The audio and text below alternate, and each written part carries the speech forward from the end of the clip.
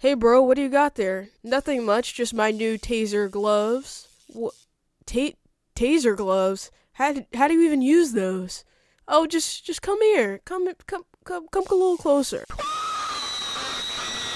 Number 10. Taser Gloves. If you ever thought that you were useless, well, this weapon of the past actually does more harm to the person using the weapon than it does to the victim. Created in 1935 in Cuba, Taser Gloves provide 50,000 volts of electricity to run through your gloves into the person that you're shocking. This is a very ineffective weapon, as it not only shocks the person that you touch, but also shocks you and holds them onto you, as electricity makes things stick. So not only would this device not be effective because it also shocks you, but you wouldn't even be able to get away from the person that you're shocking, since your hands would therefore be attached to them until the electricity stopped. Since this weapon doesn't actually kill anyone, I'll give it a 2 out of 5 effectiveness. Number 9. Shuriken. Also known as throwing stars, they were created in the 1600s in Japan. And even though anime and ninjas would have you think that this is an effective weapon, it actually really isn't. With them only really being effective in close combat, and if thrown extremely hard and precise, it makes the user have to be extremely skilled